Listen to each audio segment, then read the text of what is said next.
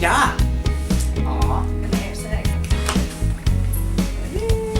Hello, welcome. Today we have a very special guest on the show, someone who's been very inspiring. I've been watching their adventures all over the world and here in LA. My name's Justin Klunk. I'm a sax player. You hype me up too much. You're way too No, nice. not at all. I've seen you perform so many times, and every time it just like steals the show. Aw. But not like steals the show, like you're amazing. But you know where to play and how to get the crowd going. I just try to have fun with whatever band or artist I'm playing with. Yeah. Well, it shows. How did you get started? Middle school, slightly accidentally. I had the typical Asian parents. Played piano when I was younger, hated it. Got to middle school band. The only thing I heard was, we do a performance every year at Knott's Berry Farm and all the students get tickets. Oh. So I told my parents, I need to join. So then my dad recommended I play saxophone because he was a big classic rock fan.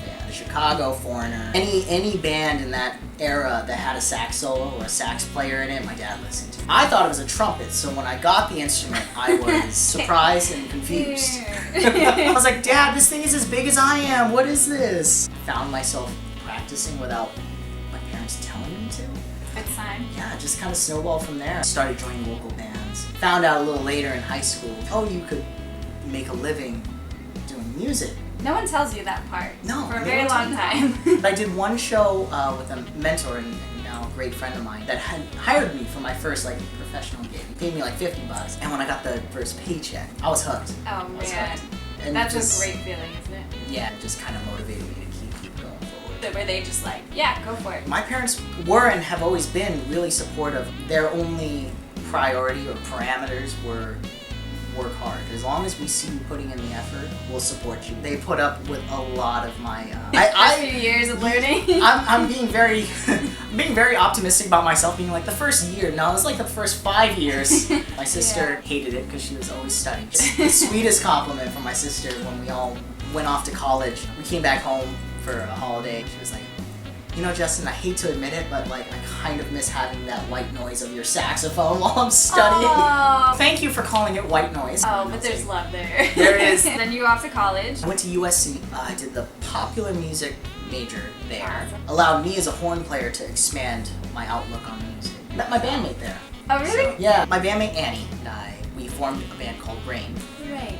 Our last names are insane. It's Dingwall is her last name and Klunk is mine. So she's like, advertising this as a Dingwall and Klunk thing is not rolling off the tongue well. Dingwall and Klunk. It was so bad. We had a residency at Republic of Pies. Oh, I love that spot. Oh my gosh, we I were there used for to like play 2 there. years. I was there for 2 years. Yup.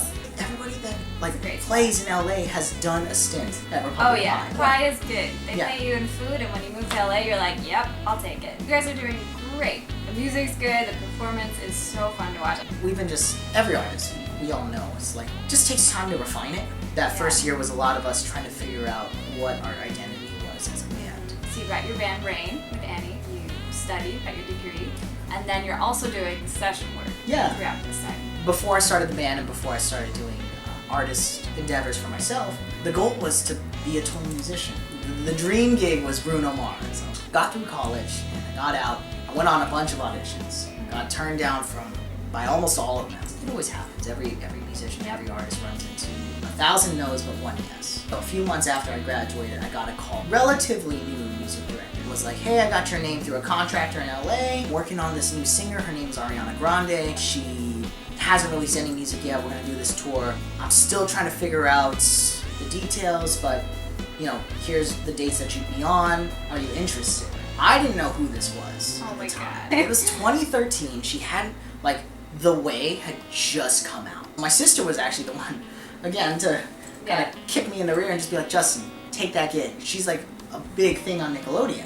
I submitted that I was interested and then had to wait a few days while they kind of perused everything, emailed me back and said, great, you're in, here are the songs, and this is like a Friday or Saturday, fairly large batch of songs. There's no horn parts on them yet. We start rehearsal Monday, we leave for tour on Friday.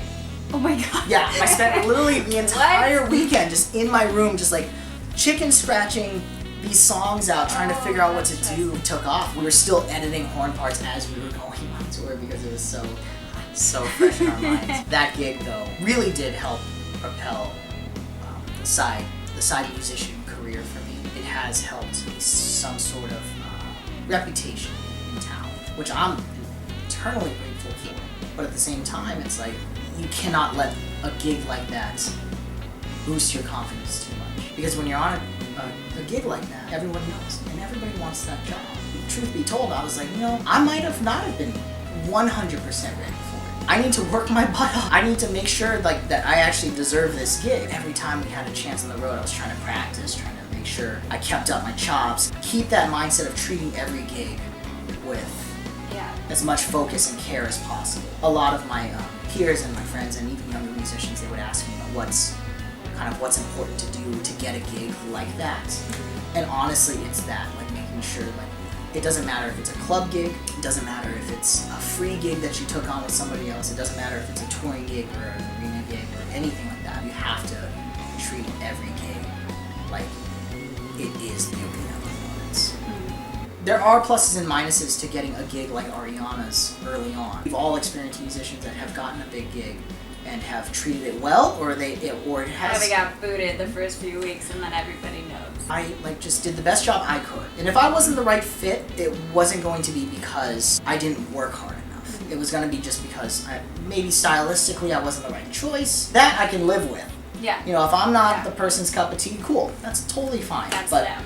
I would be bummed at myself if I had lost a job because I was late, or I didn't learn the tunes, or I didn't give it 100% on a rehearsal. At the end of the day, for what I learned the hard way in the touring circuit is every side musician is kind of expendable. There are 1,000 other musicians that are ready to take that job. Market.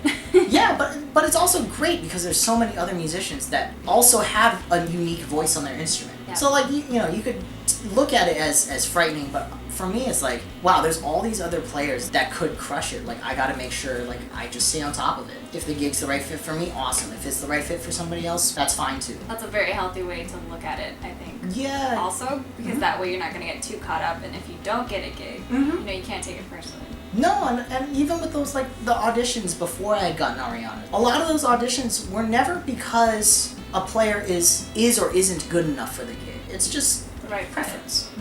Like, sometimes they want a guy that can pull off dance moves a little bit better. I can't. See, Bruno's gonna want that. I know, but that's why I gotta practice. I know. Do you teach lessons? Oh, I can teach you some moves. There we go. We got a plan.